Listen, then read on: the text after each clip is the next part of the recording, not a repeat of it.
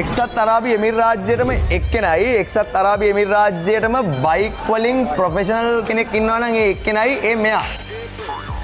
ලංකාව. ඉන්දියාවේද? පාකිස්තානේද? නෑ. බංග්ලාදේශද? නෑ. පාලේද? නෑ. ඇමරිකාවේද? නෑ. කොරියාවේද? නෑ. ජපානේද? නෑ. අපේ ලංකාවේ. show me your iPhone wallpaper. මේ තියෙන්නේ කොල්ලගේ iPhone එකේ තියෙන wallpaper එක. මේක පැදලා තමයි රෙකෝඩ් තියලා තියෙන්නේ. මේක පැදලා තමයි රෙකෝඩ් කඩලා තියෙන්නේ. දැන් මේක තියෙනවා මෙතන.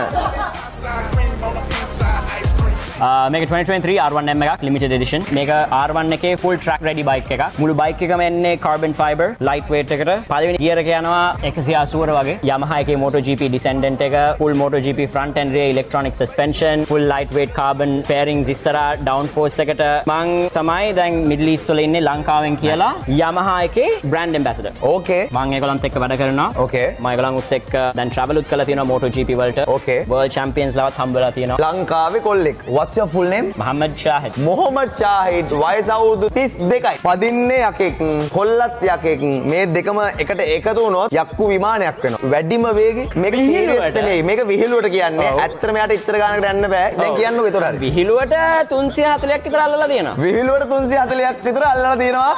මෙන්න මේකේ. ලංකාවෙන් ගන්නවා නම් කෝටි 1.20ක් 1.30ක් 1.40ක් විතර වෙනවනේ. දිරාම් වලින් කිව්වොත් 1,35,000ක් ස්ටොක් ඊට පස්සේ වෙන වෙන දේවල් උත් දාන්න ඕනේ ඉතින්. මේක ස්ටාර්ට් කරන්න වා නැගල. මෙන්න මෙහෙමයි කොල්ලා පදින්නේ වාහනේ.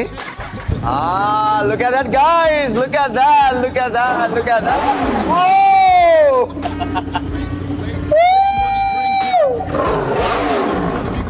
Nice, nice, nice, nice, nice. මේ වණ්ඩිය පදන ෂාහිඩ්ගේ full podcast එක හෙට අනිද්දර වෙනවා. SL Dubai Riders in UAE.